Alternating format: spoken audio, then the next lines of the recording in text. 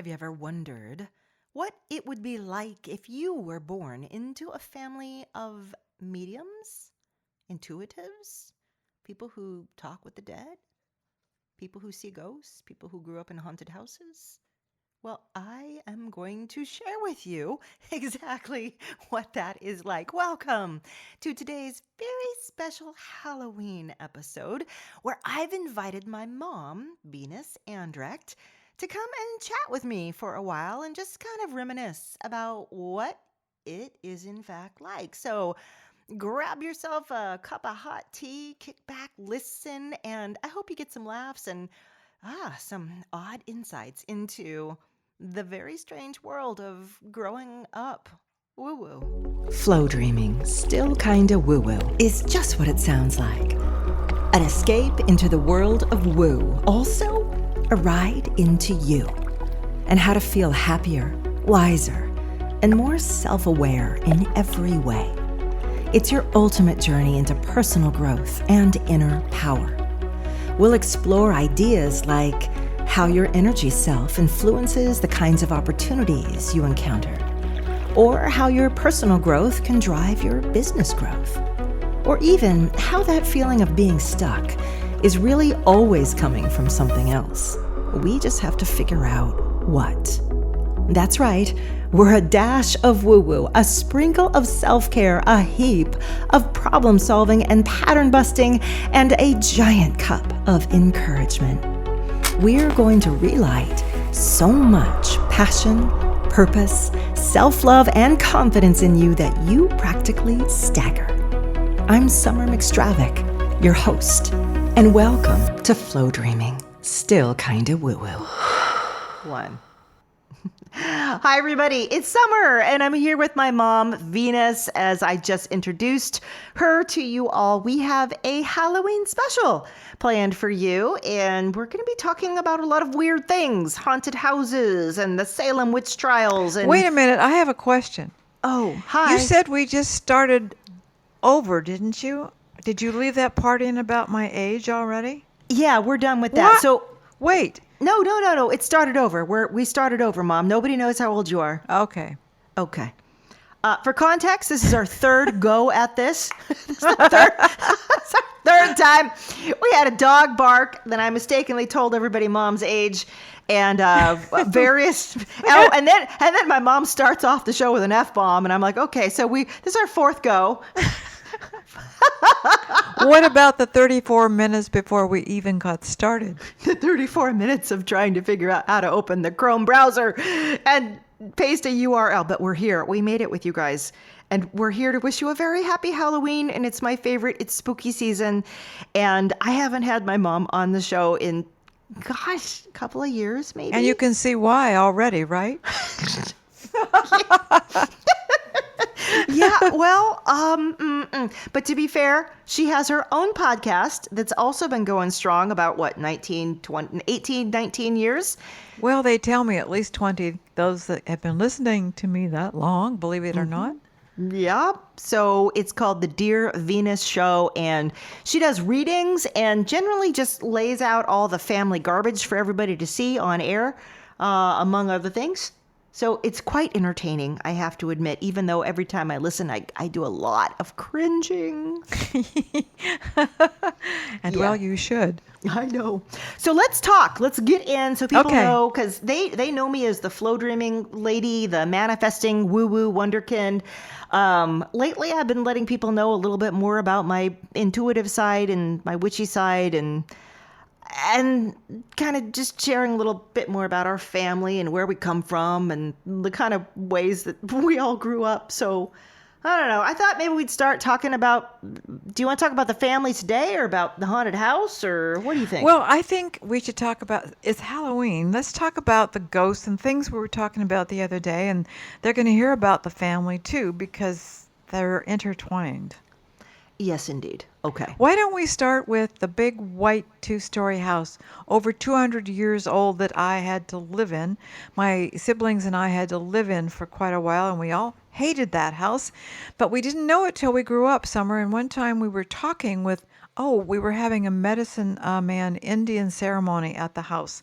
As just an aside, Something else we do. So we were talking about this and all the property the house was on, and they were talking about what a great house it was. And each of us individually, there's 6 of us kids, by the way, spoke up and said how much we hated that house and how much we hated growing up in that house and how cold that house was and how full of ghosts that house is. And we were all shocked because none of the rest of us knew that everybody hated it. That's so funny because I love that house. So, for context, this is an old white farmhouse, one of the oldest houses in this small town in Southern California where Mom and I grew up. And Sort of. sort of grew up, yeah, belonged to my grandparents. And they used to be turkey ranchers. So there was a big old turkey farm that went away eventually when all the turkeys died of some terrible disease. But that wasn't there. That was another place. It has its own stories. Yeah. So they got this other giant property and just grew a whole bunch of wheat on it. And that's the house we're talking about. And I remember I had in 7th grade, I had all my friends over and we all slept in the living room, the cold, dark living room. And I made them all dress up like dead celebrities of a bygone era, like the 1920s, like Greta Garbo. So we all showed up in these little slinky nightgowns and feather boas and bedded down in our sleeping bags for the night. I had a wonderful time. It was so fabulous. And I don't remember this at all. So I must have been out in the little cottage in back where you and I lived. We're going to get them all mixed up here. I grew up there partly, but then I left home, got married, had Summer, got divorced, that kind of thing. And at one point, Summer and I lived in this little cottage behind the White House. And you were in junior high then, I think, some. Cottage is a generous term. I call Well, it the true tin enough. shack. Tin shack. It was. With all the peacocks. My folks had like 25, 30 peacocks. You know how peacocks sound? They scream. I'll get away from the mic a bit and I'll show you how they sound. Ah! Ah! I hope it didn't ruin the microphones. Do you remember them, Summer? How could you forget? I think you just made the ghost sounds of the day for us all. Okay. Great, Thank great. you. Yes. Yeah. So, where should we start? We could start, why don't we start in the middle? When you and I lived in I call it a shack, I mean a cottage, you call it a shack. We had a Putty. shack, Putty?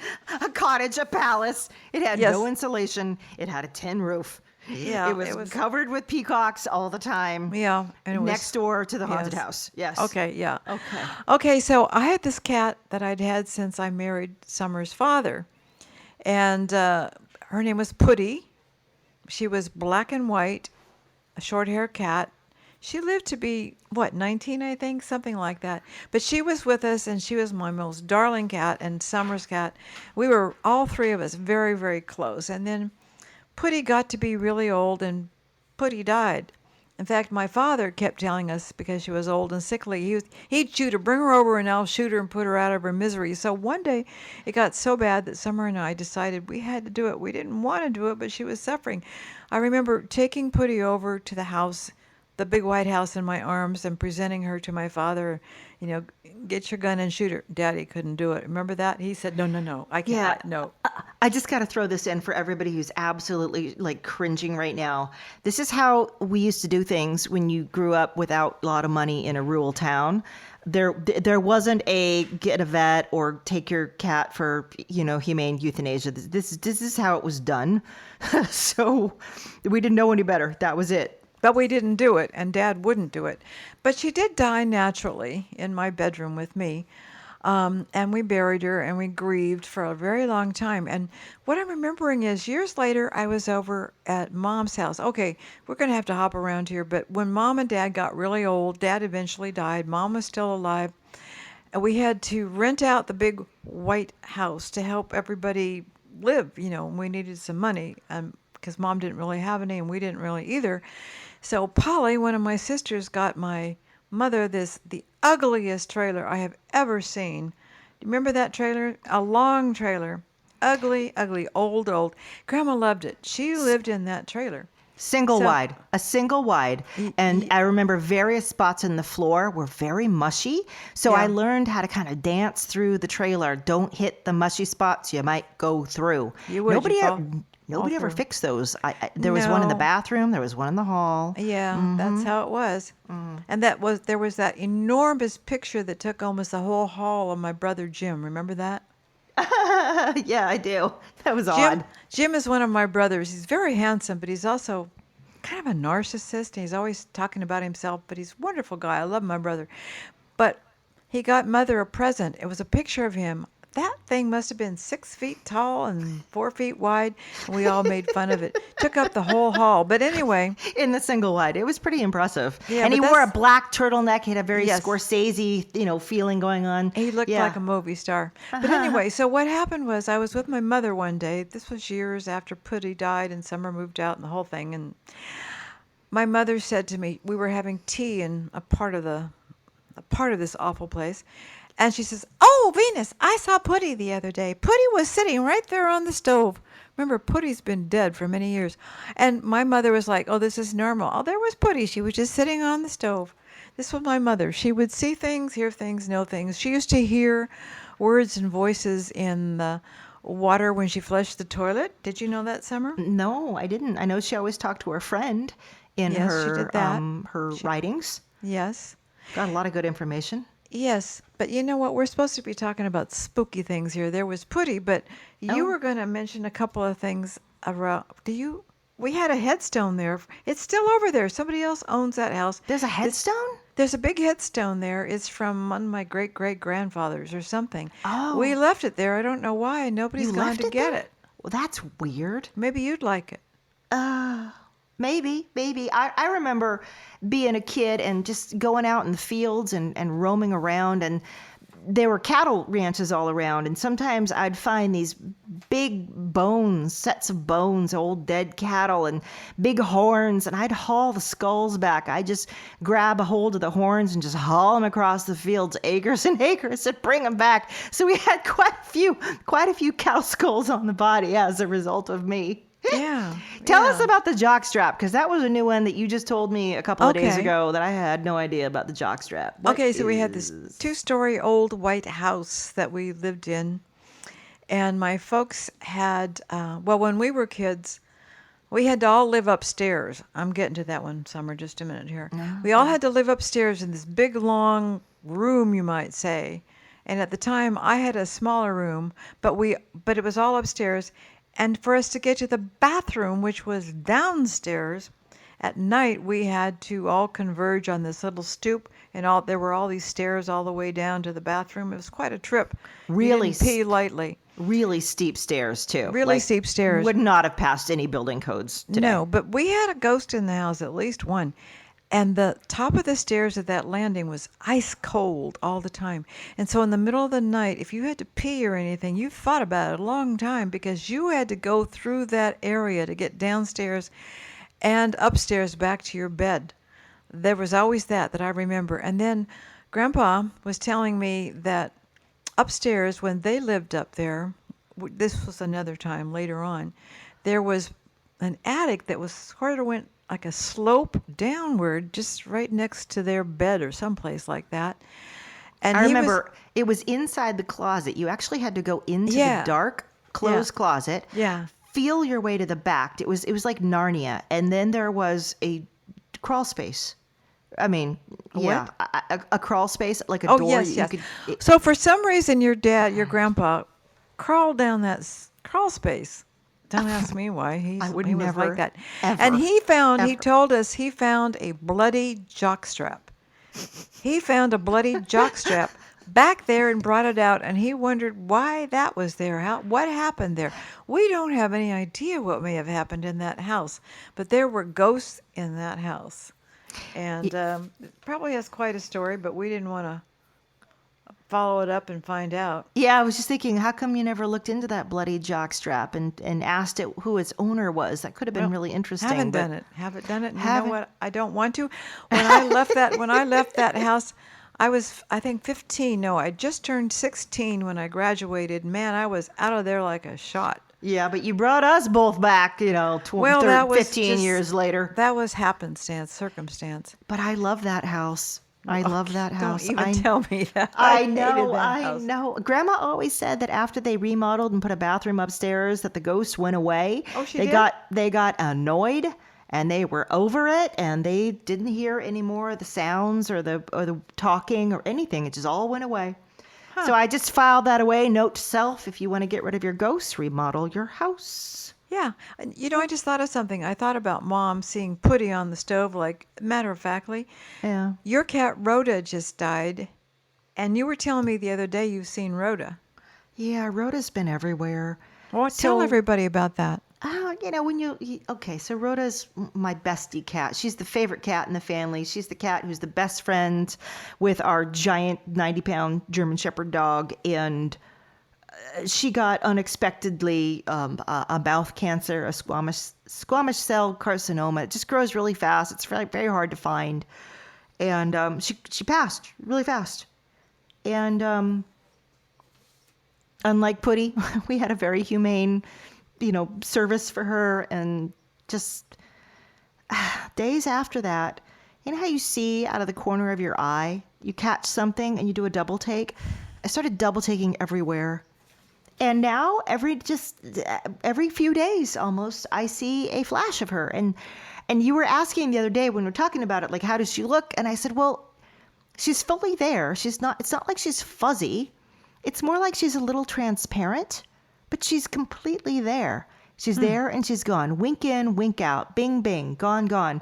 And she's usually sliding around the places that I would normally see her, sliding around the door, a flash of her on the top of the couch in the sunlight, drinking from the pond. Yeah. So She was such a good cat. And, she was the best friend of Ozzy, the German Shepherd.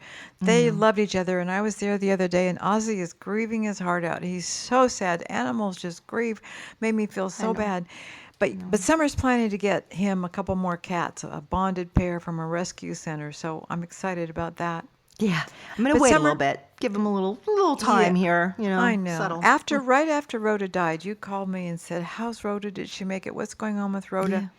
And I remember I said this to you. I was looking, and I said, "Well, Summer, she's still there in the house. She's still there, and she's walking around, and she's just trying to get adjusted." And I said, "She's doing this funny thing with her head," because I was doing it with mine. Because when I work with people, I often become them, whether they're dead people or alive people. I'll take on their mannerisms and things they say and all kinds of weird stuff. So I found myself with Rhoda, my head and is doing it right now. It was jerking back and forth and funny, acting weird. And I told you about that. And you said, "Oh, that's what she was doing close to the time she died." And I said, "Well, she's still doing it." I didn't know that. I had never seen her with that movement. And so I said, "Summer, that's what I'm telling you. She's still there. She's trying to get adjusted, so she's still got that head movement." Yeah. So I thought that was interesting that I saw that, and I Yeah. became that. So anyway, Summer, we were talking about some other things that were interesting.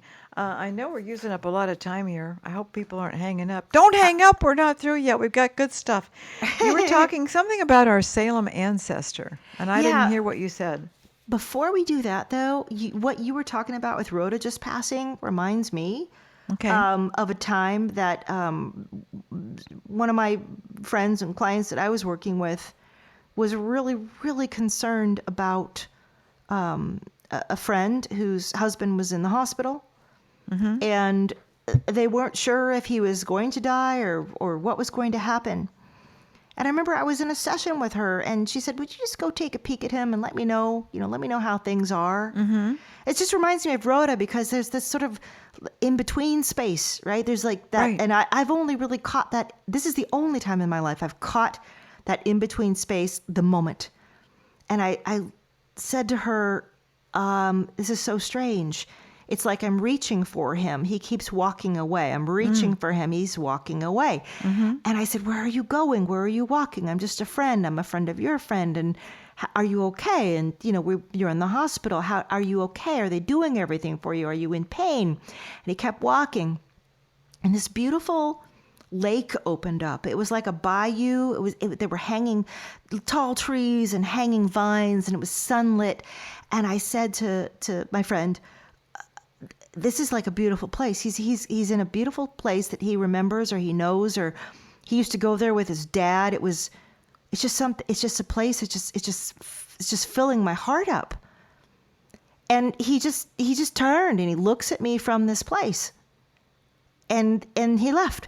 And my friend says, hold on. Her phone's buzzing. Ugh. Got chills. I got chills. Her phone's buzzing. It's her friend, and she says, he just passed. And so she said, I gotta go. We gotta go. Bye. And I'm left hanging, and I just was like, oh my God. Like, no, I know. Talk about walking with someone to that space. And they do so many different things once they get there. Yes. Summer and I do this. I've had similar but different, because you and I both work with the dead or people who are dying. I mean, we do everything, but eat cheese sandwiches while we're working. Let me see. I was remembering my grandmother. I was like 17, and my boyfriend was at the house. This was the poster boy for the Marines. That guy, you don't know him. I didn't have you then. Oh my God. I'm going back in time, getting mixed up. But anyway, so he was there, and it was night, and I saw my grandmother. She had cancer. She was dying.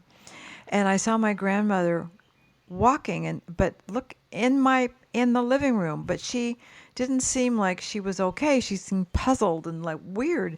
And I said, call the hospital. I think my grandmother's dying. I think she's out of her body. So he said, okay. And he called the hospital, and they said, the nurse went and looked. She was still in her bed, but she died shortly after. What she was doing, she was out of her body, of course, and walking around and getting ready to go. But it freaked me out. I didn't know I could do then what I do. So if you don't know, that's pretty scary. And then when Bill died, can I tell this story?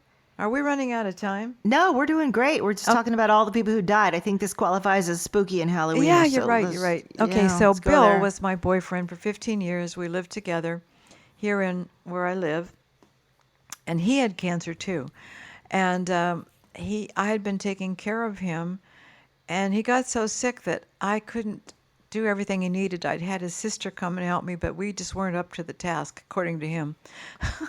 So we called the VA, because he was a vet, and they took him away. And I had talked to the doctor, seen the doctor, something, and they expected him to live another 2 to 6 months.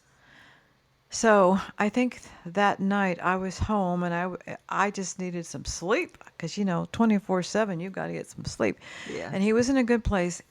The next morning I woke up, it was like 4, 5. It was really dark out, and he was running by I heard him, and I saw him with my mind running by my bedroom windows.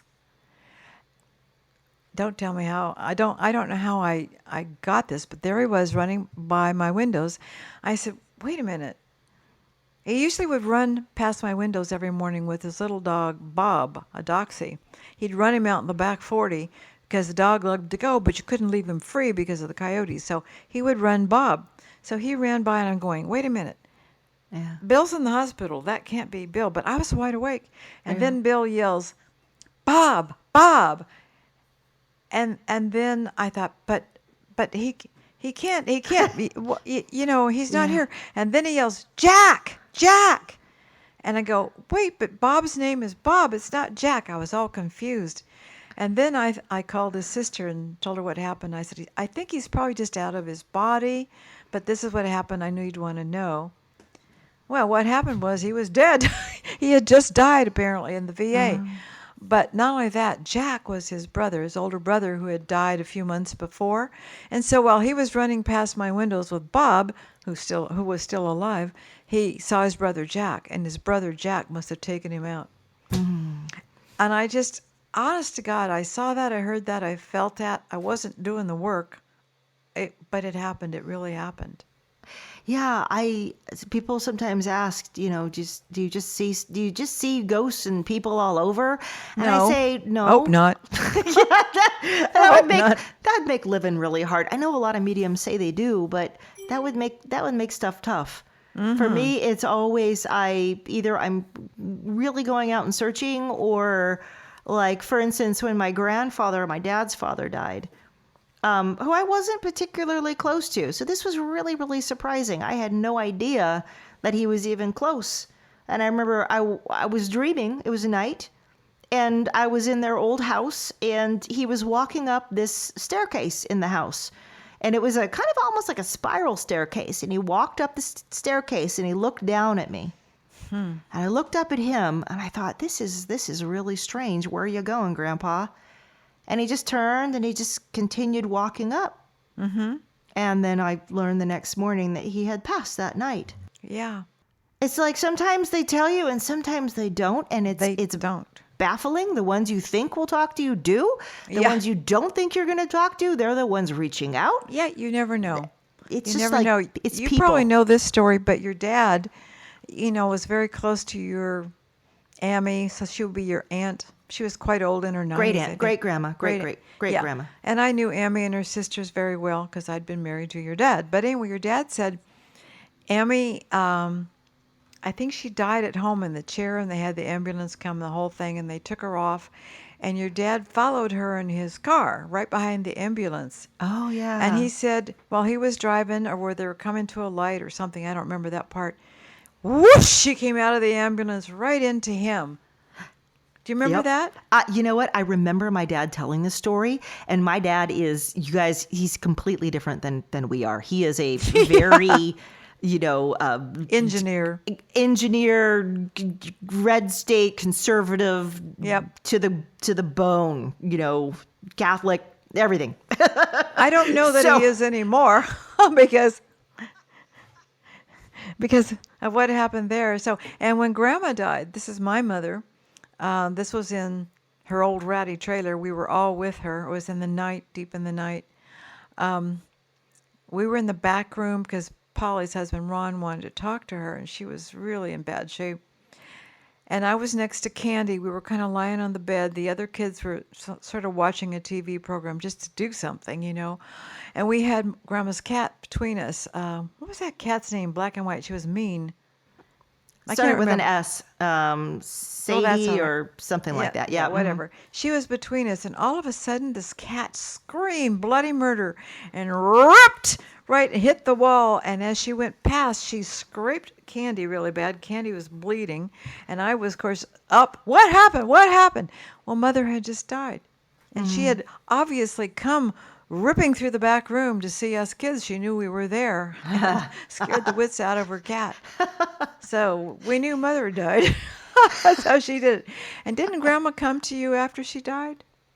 Yeah, a couple of times. Yeah. I had some pretty mystical experiences, I guess. I remember, and okay, so when you dream about someone who's died, it's different than just a dream. There's a dream where you're just dreaming about them, and you kind of know it when you wake up. There's another kind where you wake up and you realize something really happened, and those experiences for me are just, they're burned into my brain. They never leave. Yep. There's something, it's like a brand that just gets deeply Right. put in there. And I remember at one point saying, Grandma, where are you? And of course we were in the old White House because that's like our meeting space. And I walked into the downstairs dining room area where you used to have that huge old banged up table. It sat like 12 people. Yeah, And she was, table. yeah, and there was a group of ladies playing, like, I don't know, gin or Cards. some old card game. Something Mother would never do, by the way. Never do. And I looked at them and I said, where's Grandma? Like, why are you all here playing cards? And they said, oh, she's in the other room. She's not here. She's not ready yet. And I said, well, I'm here for her. Can I see her? And one of the women looked me up and down and she said, well, okay. So she leads me back to Grandma. And Grandma tells me, oh, they're my cheer group, or they're my like my old social group, my old something old like friends.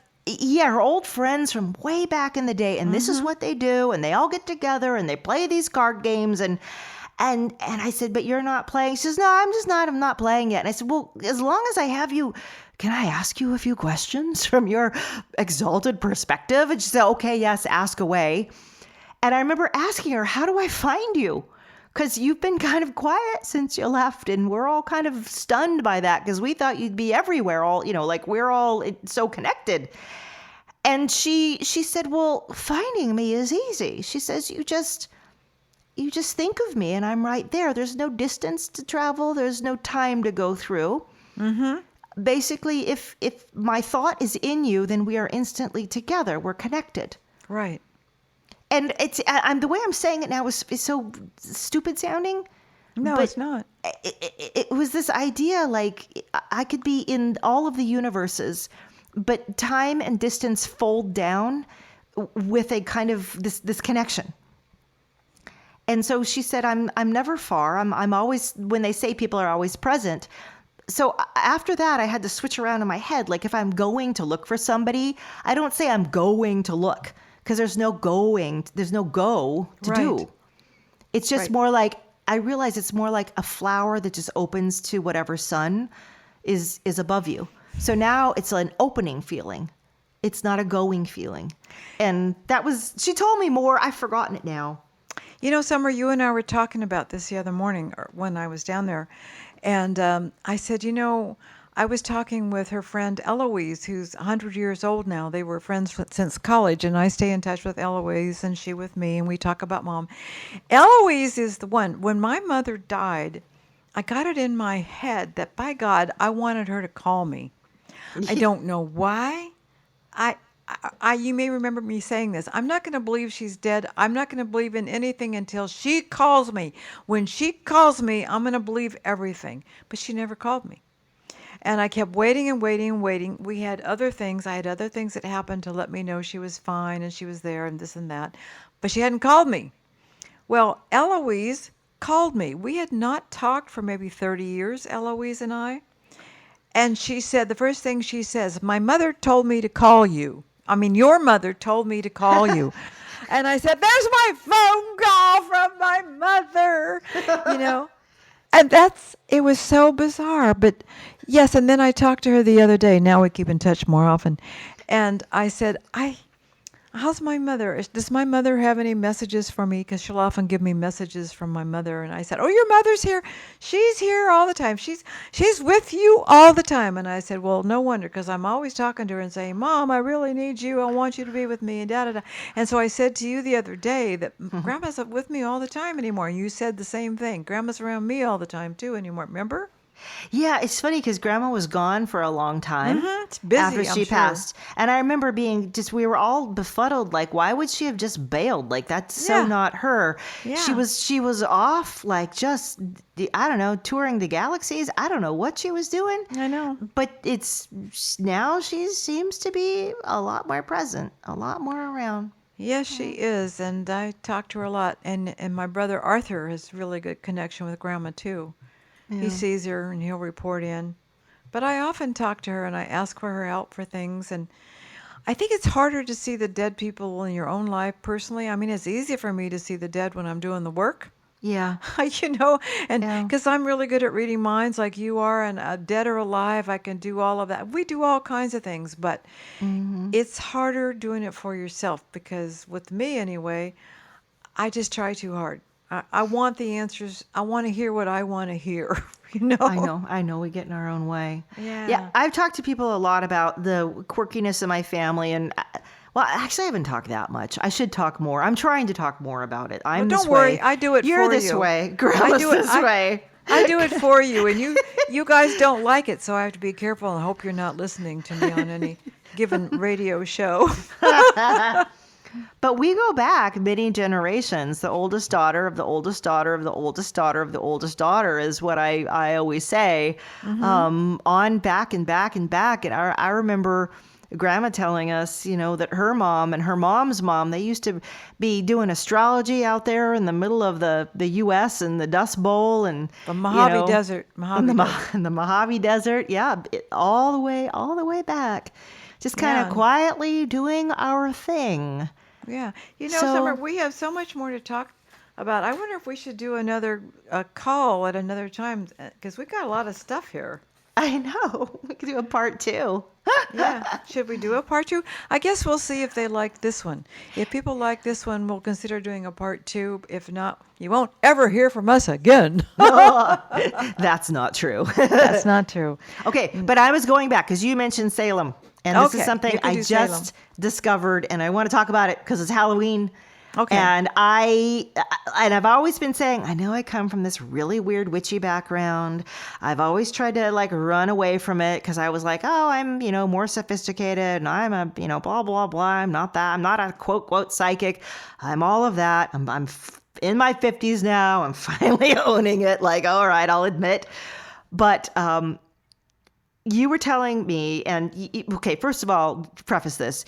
You bring me this big old binder, big, fat, white, ugly, old, really beaten up binder of all the family documents. And I don't know why the family chose me to hold these. Grandma had them. Grandma Yeah. gave them to Candy, I think, before she died. And then Candy gave them to you, I guess. You gave them to me, I guess. So now I hold all the family treasure. I don't know. Yes.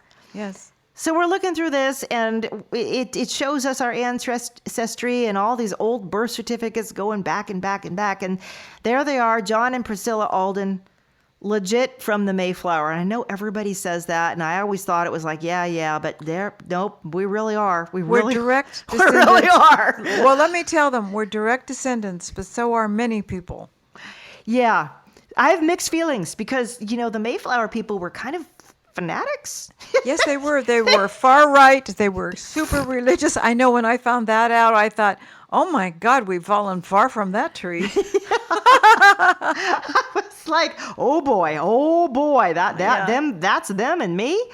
Yeah. But it turns out one of their descendants, his name was Captain John Alden. He's one of our direct descendants. He was actually swept up in the Salem witch trials. He was brought in along with one of his friends. He was a man who became prominent. He did business. He got into politics. He may have just been on the wrong side of a few people. Mm-hmm. But he was actually pinned by, what was her name? Mercy, the main one, one of the main witches, who said, this person is a witch. So they scooped him up. They scooped him up and his friend. They threw him in jail, hot and thick, in the middle of the witch trials there in Salem.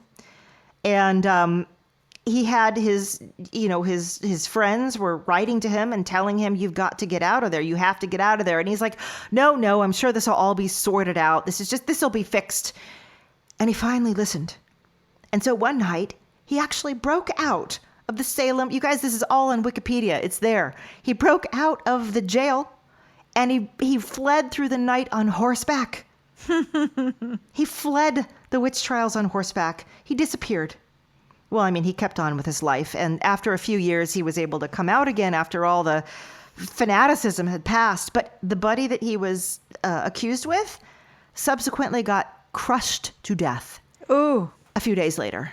Oh, my God. So that's a bit of our family line right there. And I don't know what to think. I don't know if he really was witchy, because it's kind of weird to be part of all of that, or if he just got people angry, or maybe a little bit of both.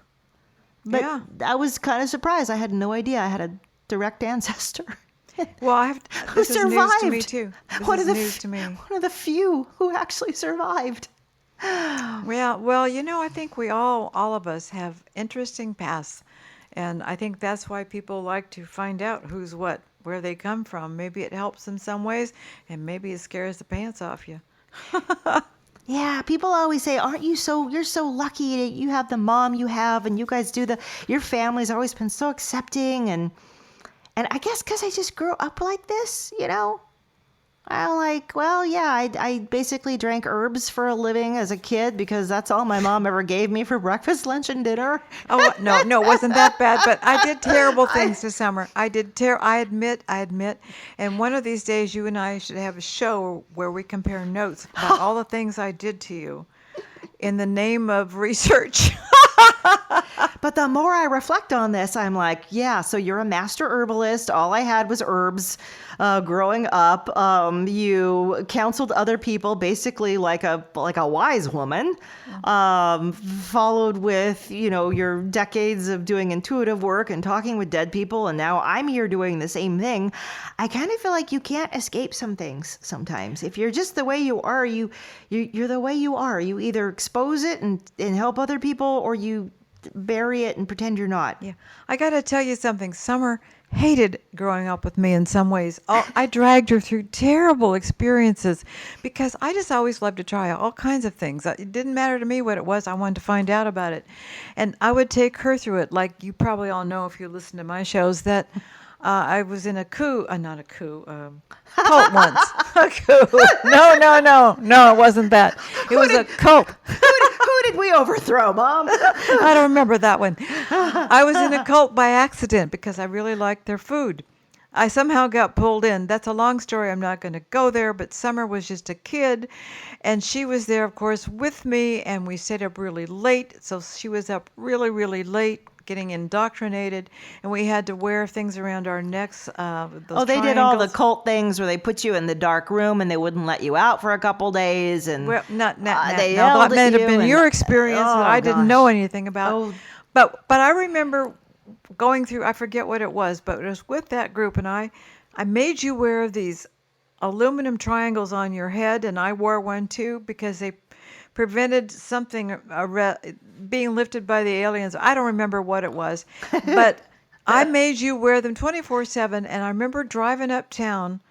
You were in the passenger seat. I was driving, of course. You were just young, 6 maybe. And you were complaining, I don't want to wear this. I don't want to wear this at the grocery store. I don't want to. You have to, Summer. It's for your own good. You Two have to. triangles on your head, yeah. Yes.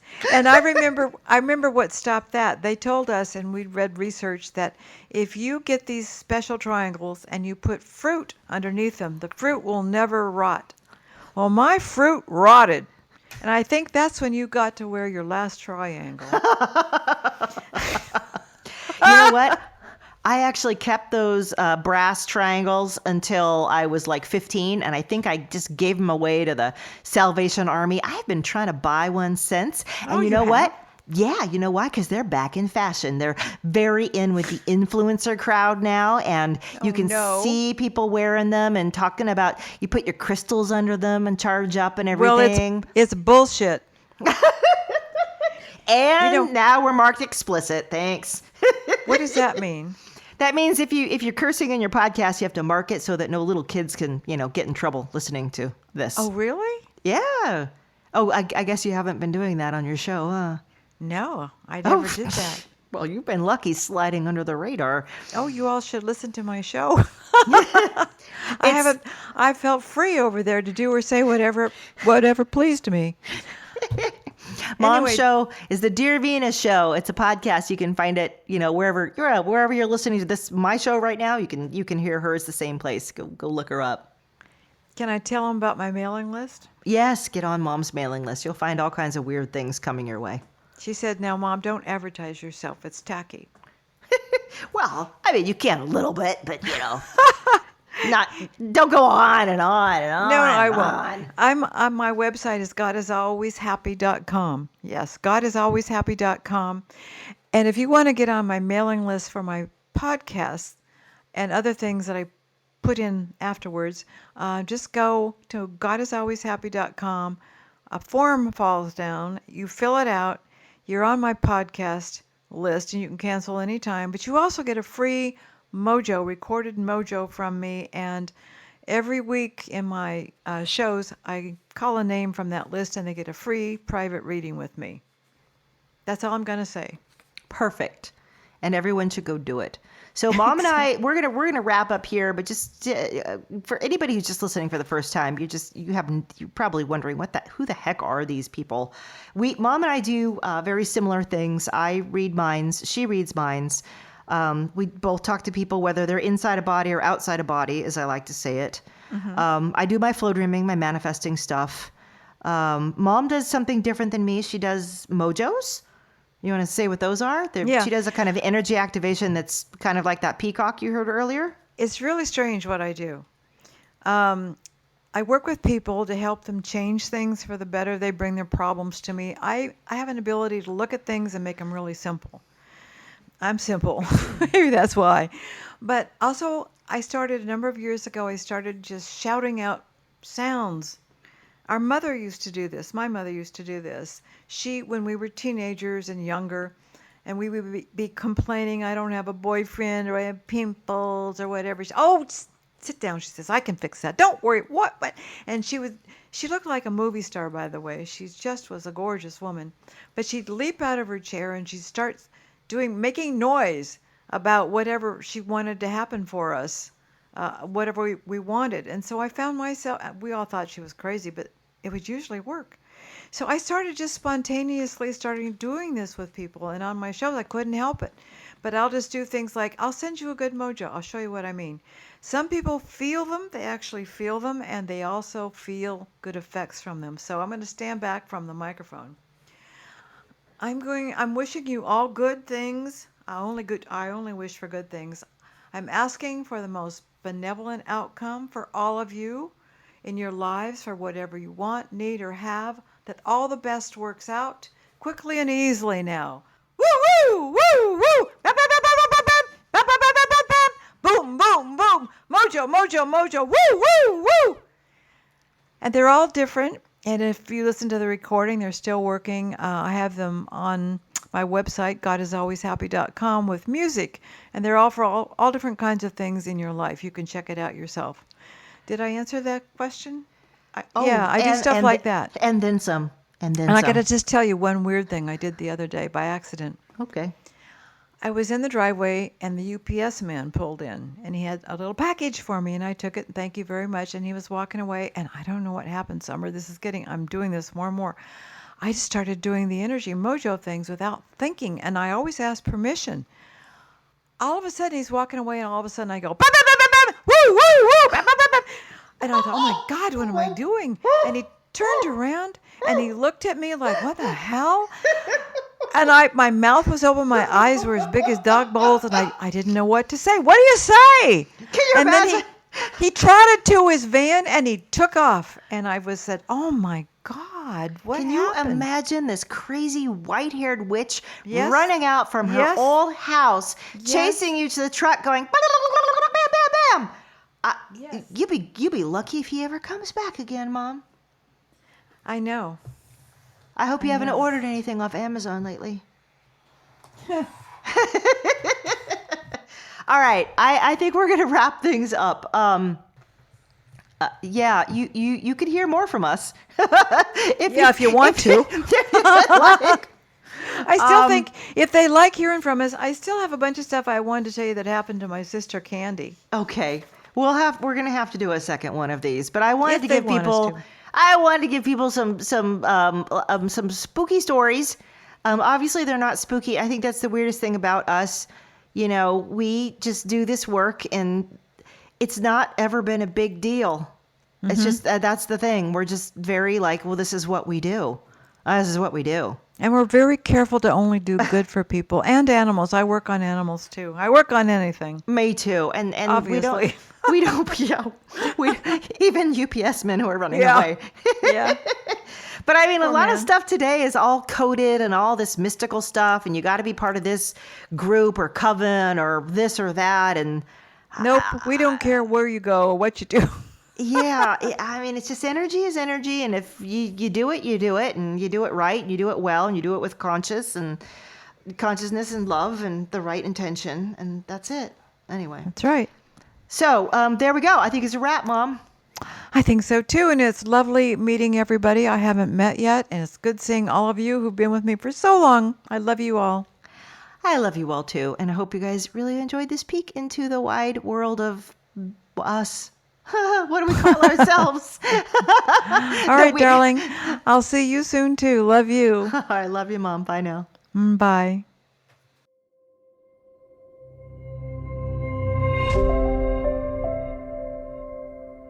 So there you have it. My mom and I. I do apologize. There were several places when doing the peacock noises or the mojos and my laughing where the mic gets really distorted. My mom can't hear very well. And if I didn't turn my mic up, she was not able to hear me, which led to some of the distortion. But I'm sure you've all forgiven us that. And I'm wishing you all a beautiful, spooky season, spooky day. Remember, it's all beautiful and perfect and right. All the ghost stories, all the stories about energy and everything. So blessings to you all. And I'll see you again for another episode of Flowdreaming. Still kinda woo-woo. I love to work with you one-on-one. I get to see the most exponential growth in those of you who work with me privately every month. I'm part coach, part mentor, part energy worker, and intuitive. What I do is beyond traditional coaching in many ways, since I add in all kinds of information you wouldn't normally have access to. And the results speak for themselves. I have hundreds of glowing testimonials you can read for yourself at my website or just reach out and ask me. We began working together with an assessment of your life, what you want, and where you've been, where you're going. We focus deeply on patterns, blocks, and what you plan to achieve or become next within yourself and within your life. Last, we're going to carry your desires right into the heart of the universe by flow dreaming together as I lead you in every session with a personalized, customized flow dream. You're going to end up with dozens of these, plus a plan. Now you've got two options. You can either take me for a test run with an introductory private session, or we can just jump in and explore what a longer relationship working together would do for your life. Just visit flowdreaming.com, search for private sessions, and I really look forward to meeting you.